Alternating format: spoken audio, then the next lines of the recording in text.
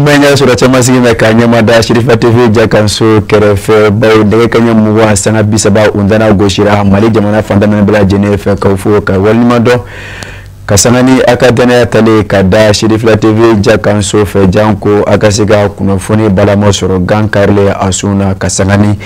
wawalo kele auye kunofoni buna kunka bamananga kunofoni wati wode setoye ninyi pour des actions d'intégration des droits humains en Afrique Pasenda Odeye Achoro Nyongona ye kabeni alamisado obtakalo klemwa anisaba sama flani mwani nduri ye silenge kaufe oye nindonike okabara kuro dola minake la koreye kanyeshi shifina kauni ambala kaumo guna adamadea olu josharia ubara ula akasa kele kumbe ani kele ba olo bara ula Shirifa TV tola tamadun kunye Safiatou Sidibe ani Samatraori Sirala tunkono dugu kono fonyo ngo bisika na dikota mai wala saka sika shizani kume tugu mana minisa bisika na kelani kuma mo kofe ka olu bali dugu chama yala ni kofe pasenda mawu ka minanji kisinenge wala saka sika ben kuma fo ni fonyo ngo na oko bisika basi nyam kasoro amake demate ma wale wal makiri sotara kren na ko kalanke shifina ko ani musola ko ana seringi yambi kadaka amna baram ne sanfla barani ni shinme kele kube ano kele banka anika fereke wala sa jamana do musika jamana sara do chugumina do ni de barawu baradam na akaka ika dugu fama wuli uka yamara dima ika tibani baraye wodi kama bi ayaye anye chibla administration mogoma anye chibla collectivité ma ani muso jekulu ani demsene jekulu ukana anga kuma projet mena baramu ni selingi ka nyefo beye beka famia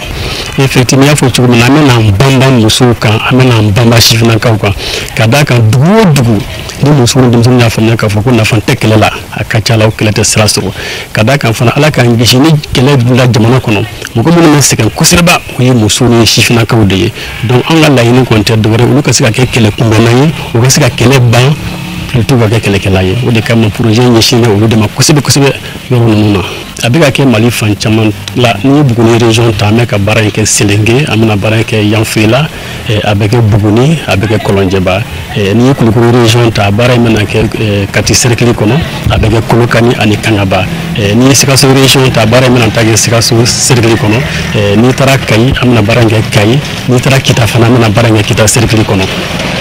udale mala kafoko ni tle flakana imesika na fabala si uma shifina ka ani musola kama ugarsigelani kalaina uyajira kafo ufuna na bank mala si usihirola alhamdulillah rabbil alamin men projet min na mbulu fly bo ni projet min ni na basi de kofo ame wali amina sisa jamana de churumya ni projet sura la kana ni ka be dugudin fara nyogonka surtout am so ni dumsenu am seka ben churumya ni am ben adron jamana de dia dugu fana be parce que point churu chama be sisa pour ta fanga donc ni kala na ke muso ni dumsenu pe mi seka ke sababu ka ben nati dugu kono a o shambade parce que amne ke sababu ka furu dogoya dugu kono ka donc a fo ni fenkera an yere ka sika fo anga adamadiya sariya kono na makeni fana na tarai bon ni pour ya yakna na mbulu flay ni sonja ni wasai nya fitu na pasena ya amba na ko bali na ma bada mebi donc ni pasena sera kana ni jelani yalla amado mali chumna ka ni projet yi ka se kana en franjonga an ko ni devant la circuit sur circuit ko ni bare da mbulu kana en franjonga an jeni projet ma projet ni abit kele kumbe ni ka kala kele fana ban donc o fin bere wa da mbulu ba ma fonyo ko ni fonyo to na très généralement mi so wa du tiku fi ameta na la ya be fola ba na la ma be fola mta fanga tikla mo fi non la banu wa yara ko amal fanyo parce que nya fi tu na ni formation ni banu da formation fi be kan je ne fais ban je ne be ma choisir par hasard donc be fi ni ko ton fona ko nan donc ni formation banu je ne kin la fi be kan on va besa mutu ko to do ni fona franyo na ka o commencer ku o do rapport da ma fona mo di passer da fona ma avec la comité aussi qui c'est là comité ni na baraka ke le tumbe avec le banque donc ka la fait an mina sika amina barake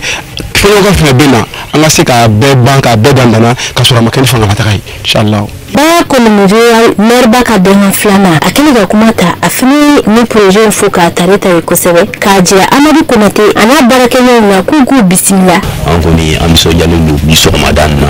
ka sababu kɛ projet pasanda yɛrɛ ka ni hakilinaw ye bɛɛ b'a dɔn jamana bɛ cogo min na bibin na parce que jamana basigilen tɛ ka sababu kɛ mankanw ye donc ni fɛɛrɛ minnu sigira sen kan min bɛ se ka kɛlɛ kunbɛn ani k'a ban donc maintenant bɛ se ka fɔ o ye tare ye parce que anw ye ɲɛmɔgɔw ye ni de an ka hami ye parce que n'i ye mɔgɔ sɔrɔ min b'i dɛmɛ i ka baara la ka baara nɔgɔya i ye tiɲɛ yɛrɛ la o ye espoir ba ye. baara ninnu kɔfɛ an ka laɲini tɛ dɔwɛrɛ ye yɔrɔ minnu fana bɛna baara kɛ yɔrɔ ninnu na yɔrɔ minnu ka kɛ bɛɛ dugu ye ka d'a kan c'est vrai sigi bɛ yɔrɔ o yɔrɔ ɲɔgɔn faamuyabaliya bɛ yen nka n'a mana ko kɛra an k'an tɛgɛ di ɲɔgɔn ma balimaya kɔnɔ famille kɔnɔ an ka se k'an ka gɛlɛyaw ku an ka se k'an ka kɛlɛw kunbɛn n'a ma kɛ ni sitanɛ ye o de y'a to an ka laɲini ye vraiment bɛn ka sabati kosɛbɛ mɔgɔw ni ɲɔgɔn cɛ dugudenw ni ɲɔgɔn cɛ ani an mɔgɔ wɛrɛw ni ɲɔgɔn cɛ o kɔfɛ fana an ka laɲini tɛ dɔwɛrɛ ye mɔgɔw ka se k'a dɔn jamana sariya an ka ɲinɛ an k'a dɔn ka se ka baara kɛ n'a ye ka d'a kan bi bi in na mɔgɔ caman bɛ fili caman kɔnɔ ka sɔrɔ ma lawula kama donc n'an ye sariya min fɔ mɔgɔw ye a ka ca la mɔgɔw b'u ta sira min na sira dɔn sariya ko ta fanfɛla na. Projet Baranulu kɛnɛ ɲɛmaaya tun bɛ Baba Komanda bolo Selinge n'o ye préfet ye. A ka laseliw kɔnɔ a fana y'a jira k'a fɔ ni projet in folen don ka tare kosɛbɛ Selinge kɔnɔ ni bɛn kuma carila musolakaw ani sifinnakaw yɔrɔ la a ka ca Ala fɛ ko an ka sigidaw bi diya. An bɛ bɔ Mali jamana kɔnɔna na dancɛw sɛbɛnlen kɔfɛ ka taa bisimila minɛ Nigérikaw fɛ ye Faransi fanga gouvernement o ye hakilina dɔ ta sɔrɔ bosolo bona kun kan min na kɛ sababu ka se ka nɔgɔya da kɛ ka ɲɛsin dutigiw ma madama ka sanga ni waati ni a gɛlɛyaw ye o de siratigɛ la minisiriw ka ladala ɲɔgɔn ye senfɛ min baaraw bonya kunta mɛn ka di général d'armée Abdramani Tiani fɛ o ye ɲɛfɔliw kɛ a ka ja ka kunnafoniyaw di ka bɛn ni ɔtɔkɛlaw tile 22 sama fɛn 25 ka yira k'a fɔ sɔrɔ dugumada min bɛ tali kɛ simigi la ko dɔ farala o ka baw a kun bɛ 6 ani dɔɔni la nka doni ana tɔra Niger jamana kɔnɔna na sɔrɔ dugumada o bɛ tali kɛ ka bila min na o de ye 8 ani 400 ye karamɔgɔ Musa Fɔma ale bɛ ɲɛfɔli kɛ a ko kun kan. Ni hakilina min bɔra Niger jamana ɲɛmaaw yɔrɔ a dabɔkun de ye ka jamanadenw ka dugu jɛ ko 20 da ma y'a kɛ cogo nɔgɔya u bolo kɛrɛnkɛrɛnnen ɲɛna minnu bɛ foroba cɛw la Niger jamana ɲɛmaaw minisiriw ka ladala lajɛ tɛmɛnen senfɛ u y'a jira k'a fɔ maa man ka maa ta i ka baara la ka jigi sara min ni dugumana cɛ n'u ko ma ko SMIG u ye dɔ fara o hakɛ kan ka bɔ dalasi 600 la ka kɛ dalasi 8,400 ye a dabɔkun de ye ka nɔgɔya don Niger ka denw balo cogo la laɲini in fɛnɛ kun gɛngun bɛ baarakɛlaw ka lapasa jɛkuluw fɛ kuma jan minisiriso min ɲɛsin bɛ foroba cako ni baarakow mɔ ale de ye nin hakilina ta ni jamana ɲɛma général Abdramani Tiani ka diɲɛ ye ka dɔ fara Niger SMIG kan ni o ye i man ka maa ta ka jigi min ni dugumana cɛ ka sabu kɛ gwɛlɛya bɛ diɲɛ kɔnɔ bi o kumana gwaw la musaka ko ka bon ni min kɛ sababu ye ka fiɲɛ bɔ dadi gwatigiw mɔ Niger jamana ɲɛmaaw ko laɲini tɛ dɔwɛrɛ ye dugu jɛko 20 da maaya kɛcogo ka nɔgɔya Niger ka denw bolo ka sanga ni gwɛlɛya kuma ye minisiriw ka ladala lajɛ ma dan dɔ farali mɔ SMIG kan n'o ye maati mata baara la ka jigi wari min ni dugumana cɛ forobaca kɛbaw dɔ farala olu bɛɛ lajɛlen ka sara kan ka sanga ni u jɔyɔrɔw fɛnɛ ye ko a na kɛ sababu ye ka nɔgɔyaba don Niger ka denw ka balo cogo la fɛn minnu bɛ ni ɲɛti kɛ u kɔ balo fɛnw na olu sani ka se ka nɔgɔya Niger ka denw bolo a laɲini y'o ye. An bɛ an kun da Sudan jamana kan ye dagabawuli min kɛnɛ sababu ka na ni fɔɲɔgɔnkɔ ye Sudan ka denw ni ɲɔgɔn cɛ dɔ b'a la ka fara a tasuma a ɲaga kan dugu jɛ don o don baw min bɛ tali kɛ u ka force de soutien rapide FCR maaw paramilitaire n'o o bi o ɲɛkun ta mɛ ka di général Amedi mo o y'a yira k'a fɔ kabini karido tɛmɛnen ye dugu min bɛ wele El Fasher olu kɔni sera ka sebaya ta u ka wa o mara bɛ olu bolo n'u bɛ tali kɛ Darfour Jumero o faaba la o hakilina in bɛ a yira k'a fɔ hali bi fɔɲɔgɔnkɔ min bɛ Sudan jamana kɔnɔna na ka sanga ni FCR ani Sudan jamana wolomasiri tabaw ni ɲɔgɔn cɛ dɔ b'a la ka fara hali bi a gɛlɛyaw ka dɔɔni a dugu jɛ Abdulkarim Musa kɔ ale bɛ ɲɛfɔli kɛ a ko kunkan.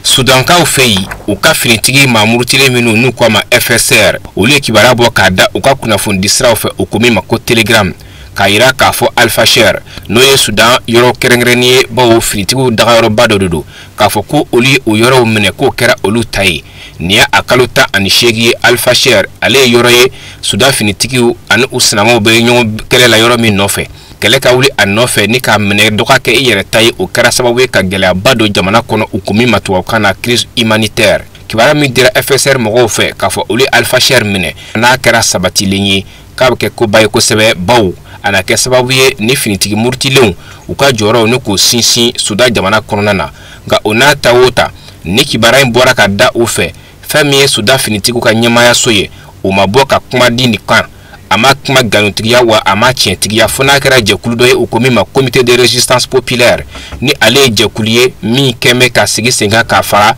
k'a bɛ finitigiw dɛmɛ n'o ye Sudan finitigiw ye Al Fasher n'o ye nin yɔrɔ kofɔlen ye ni a minɛna ni finitigi ninnu fɛ n'o ye FSR mɔgɔw ye ka degunba don Sudan finitigiw nɔfɛ Al Fasher ale yɛrɛ ye yɔrɔ ye yɔrɔ min nafaba b'a la bawo jamana sɔrɔ sira caman de bɛ ɲɔgɔn sɔrɔ a kɔnɔna na wa dugujukɔrɔfɛnw caman de b'a yɔrɔ la kɛrɛnkɛrɛnnenya ma sanu jɛma bɛɛ kɛmɛ k'i ɲɛmada ni kibaruya min dalen filɛ nin ye FSR maaw fɛ yala Général Al Burhan n'ale Sudan finitigiw ka ɲɛmaaba ye a bɛna ni kibaruya in a sɛbɛntiya walima a bɛna galontigiya bɛɛ kɛmɛ k'i tulomada a fɛ n'a kɛra sabati fɛn ye k'a fɔ FSR mɔgɔ ye Al Fasher k'a minɛna a bɛ kɛ sababu ye ka degunba don Sudan jamana capitale kɔnɔ n'o ye Darfour ye bawo finitigiw tɛna sɔn k'u sigi ka nin ko in filɛ ten a kɛlɛ ani a maafa jugu a tɛna bɔ foyi de fɛ. A si bɛ jɔ san 80 ani kelen bɔɲɔgɔnko la Yoweri Museveni Uganda jamana maramasa don o bɛna a ta a b'a la ka labɛnw de sabati walasa ka se ka a kan bɔ kokura Uganda jamana kalafilo natɔ la minnu ɲinitɔ don ka bɛn ni sa natɔw ye u bɛ a jira k'a fɔ Uganda jamana mara bɛ a bolo depuis san 1986 u b'a jira k'a fɔ hali bi a t'a fɛ ka a sen bɔ marali la fanga marali tɛmɛnen kɔfɛ a fana kɛn ka danaya sɔrɔ bi ka bɔ wolomasiri tabaw yɔrɔ bawo ale ni olu bɛlama o bɛɛ lajɛlen kungilenna o de ye kelen ye karamɔgɔ Musa Fɔnba ale bɛ ɲɛfɔli kɛ a ko kunkan. Nin lakana jɛkulu kɛrɛnkɛrɛnnen Uganda jamana ɲɛmaayaso kɔnɔ fanga sinamatɔw ni forobatɔ ɲɛma caman ŋɛmɛ ka kɛ i n'a fɔ jamana ɲɛma yɛrɛ lakana jɛkulu de a n'a ka denbaya jangwa bɛ se ka mɛn fanga na cogo min n'a sara fanga fɛnɛ na a denkɛ min bɛ surasi bolo kɛrɛnkɛrɛnnen dɔ ɲɛmaaya la ni général y'o ye ko général Muhoozi Kainerugaba o bɛ se ka sigi fa nɔ na cogo min Uganda bebe na lakana jɛkulu kɛrɛnkɛrɛnnen n'o ye SFC fanga sinamatɔw bɛ siran a baara kɛcogo ɲɛ hali adamadenya hakɛ labasabaw Uganda jamana kɔnɔ u bɛ ko tɔɲɔni jɛkulu don ka sabu kɛ kuma bɛ kuma la a lakanabaw b'u ɲɛ datugu ka munumunu zalo kɛ Uganda duguba Kampala ni dafɛ dugu bɛɛ lajɛlen la i b'a sɔrɔ u donnen don maramafɛn la o bɛ kɛ sababu ye ka maa caman jatigɛ adamadenya hakɛ labasajɛkulu y'a jira k'a fɔ Uganda jamana kɔnɔ lakanajɛkulu kɛrɛnkɛrɛnnen bɛ se ka maa minɛ ka taa ni ye k'i sɛbɛkɔrɔ n'i ma tɔɔrɔ a dɔw la i bɛ sa u bolo kɛrɛnkɛrɛnnen ɲɛna politikitɔ ɲɛmaw kuma bɛɛ ani olu kari mɛ ɲɔgɔn na ni kalata kumaw sera lakana jɛkulu kɛrɛnkɛrɛnnen force spéciale kɔni ŋɔnamaw bɛ ka kɔrɔfɔ ngalontigiya nka n'a ma ɲɛ k'a fɔ an bɛ ka ngunda kalata ka Uganda jamana kɔnɔ ko Yoweri Museveni a si bɛ san 80 na a b'a fɛ ka manda wɛrɛ ɲini kabini san 1986 ale de bɛ ka Uganda jamana mara maaw jɔrɔn bɛ lakana jɛkulu in baara kɛcogo kɔrɔ fanga sinamatɔ bɛ fanga sinamatɔ na o dɔw laban bɛ bali k'u ka muɲukumaɲaka kɛ maaw ka danaya da u ka yɛrɛmangudu kuma ka se ka jamana ɲɛmaaya ɲini kɔsa in na polisiya yɛrɛ fɛnɛ n'a mɛn a jira k'a fɔ u mago jɔn bɛ polisilaka 100 ɲɔgɔn na la kalo saba kono minu mina bara ke jamana tokola maminu zominga ja uluko nimbe kalata nyesigi to de ye jamana nyema yuweru Museveni bini kambo manda ware no fe fola kana jakulu kachaya jangone mami ngoki banye korondo tabone bambla kado ikuna sa 2021 jamana kundigesigi kalata mingera bela jele benaka kafo akera bone daye fangasina mato nyema ubulu maere menye fangasina mato nyema yena beka jamana nyema yuweru Museveni nyakorose robere kuyagulani mayere dongili dala korodo adongili datoka kunye ko babu wine akembe politiki mayebi shifina kadu mabe aleka sula ko lembe polisi la kaula atiseka yogo machama nzira meni kalata pumasira mokana balikata kalata udango maye amawladoni yakafo Uganda jamana kabina yaka yere mahona nya soro sa 1962 yere mama delikado jamana marachokola kalata sembe abekara kafo jasui Vora wanseze kangu da jen fanre kibere uka ane karamawa musa forma amito nyambulu.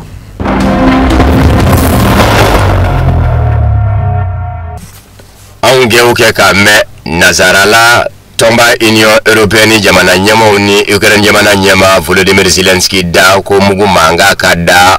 Ukraine isilache au majigi yakafo keguyani do Nazarala setigi jamana unyama uni Volodymyr Zelensky fe jango halibi Ukraine mana biseki labe irisila jamana kamo chugumi ko akoma o mabe ni oyeko imbina ko jatimine ba uye kwa chama mveneke me ko dejigi ya korofo mena kabo irisila ministry da ministry minyashime irisila ni jamana warani nyonja kwenye nyana bo mo Sergei Lavrov aku faka shido kafo Ukraine jamana ka yere ma horonya osigata irisila jamana la nga ko faka donfana kafo Ukraine jamana ka yere ma horonya babulu chugumi mino nya kanu Ukraine jamana deuna kafo Ukraine jamana ko inde ukakoye ubu yere ye irisila ka denya de la ka sabu ge Ukraine jamana bora irisila de la ambi sege irisila mo hake do be olu fene ye olu ka furuba kala ta labe ukakono la ni oye kirime marai ma famba ka jira ka ngata irisila fe olu tale irisila fe Ukraine jamana nyamo kala ba ku nyet neke o moye ko ye sharia do de sosoto fene ye Ukraine jamana nyamo fe kerengere ni nyana Budapest benga no ye Hongrie faba bengai Hongrie faba Budapest benga ku jamana umino ndige tegera kabo irisila la domina abibule ko URSS na jamana ya yira kafo utna se mugujugumo dangania bidi umo kafo bindna ke uka mugujugu dila jamana fe ko wako Ukraine jamana ka o hake o jome Ukraine jamana yi kunga Budapest benga fene dafe benga umfene bi jakulu were benga ko OSCE o keme ka jira kafo jamana nyamo kangu jandu moka hakela jamana ukono shiaula jamana ukono shia umino manja uga hake doye mwenye o hakilinanta o fene kata udaka na ku ubumbu ye jamana kono benga mbanga hakilina mana ye ola ukota kunga ko Ukraine jamana nyamo ye o OSCE sharia soso kasabuke Krime marade unde ajira kafo ambora irisilala ande ka nyere ye Ukraine nguino halibia anga kamvota ye irisuka kamvota de ye okumana umba feka sege irisilamo uye furubakala ta labe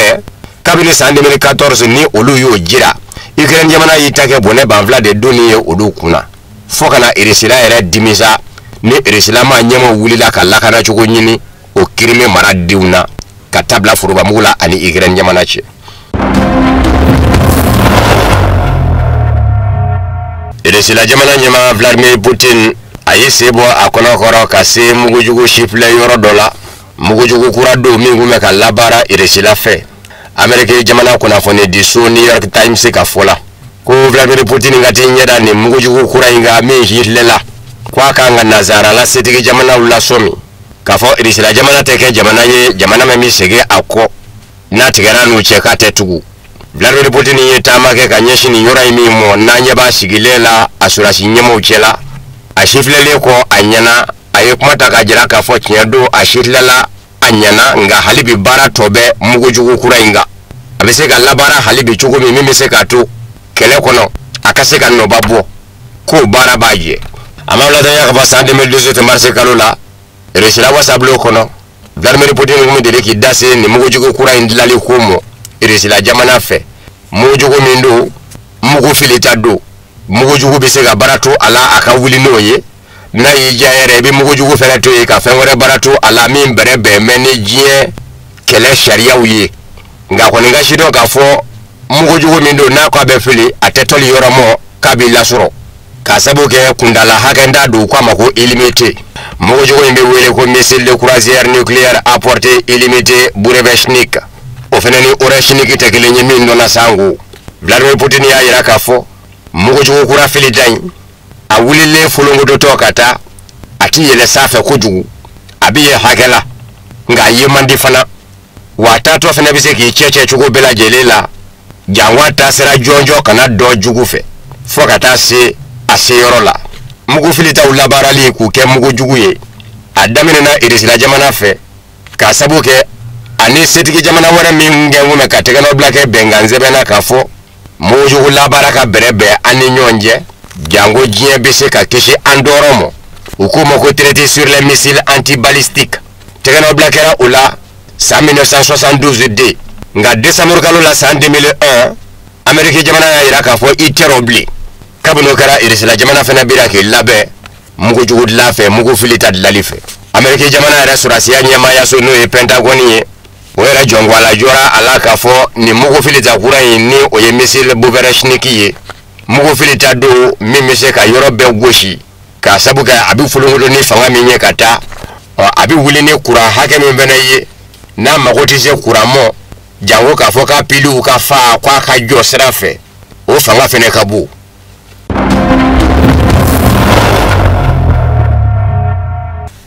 Amerika jamana nyama Donald Trump ye ajira ka fo ni ani Corée du Nord demisen chema gwani Kim Jong Un ngera nyonye fenye kwa bijayi aka Asia mva jamana utama simbe Donald Trump nyini ngale kuna foni dila ufe kato Amerika jamana pangurumba kono ni oye Air Force wadinyi ako ngoni ngende ka fevo aka nga ni Corée du Nord demisen chema gwani Kim Jong Un nzira ka nyonye fenye atekuya nyeke bo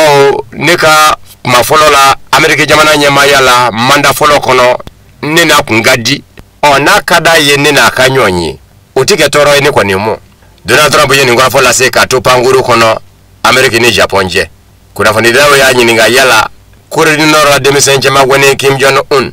Amerika jamana ke meka nyangike aka e akilanda ye munye oro akoni alere ni Kim Jong Un nzira ka kenyonye fenye kasangani Kim Jong Un galla nyini ye ubise ka dofo onyangi yimene noke Caroline Levitt ni oye Donald Trump ka kuna foningo babu sendigi alamusa de ale ayira ka fo Amerika jamana nyama kangi kunda Asia va jamana uka Asia va jiya gundo Japan ni Chine ni Corée du Nord ni Corée du Sud katase Birmani mo wala sa akafamu ife nyemese nzoro yoro ukono de du laje dobe sinayi kono jamana uka laje Donald Trump kanga ye o laje keneka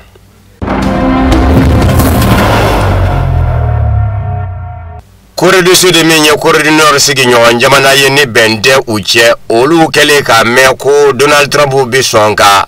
nongongarike kado Corée du Sud foka se adangela ane Corée du Nord che jangwani demisen jema gwani Kim Jong Un binyonyi Corée du Sud ma nyemo ye ajira kafo olu madala nala sekake ho yunjo ne aleye Corée du Sud jamana nyema yaso lakanako anyema danganye aleko olu koni ngende ka tamajien fo yimi majira ka fo Donald Trump ni Kim Jong Un na nyonye uka danje ula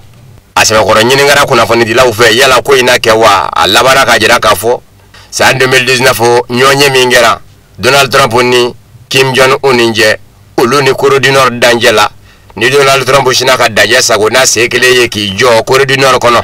ninga klaka segi kana Corée du Sud kono kwa sebe koro labena ngani alere ko ni nyininga Corée du Nord jombe joro mina kafoko Donald Trump ni Corée du Nord jamana nyama Kim Jong Un demisen jama kwani kanyonye kabe balaela uko ni ayira ka fa bisika ke bawo Donald Trump akako kuma chama ja majwado matagiri mado ona kera labenvenye Corée du Sud bi alabe keke jango Donald Trump ni Corée du Nord jamana nyama Kim Jong Un minyonye danjela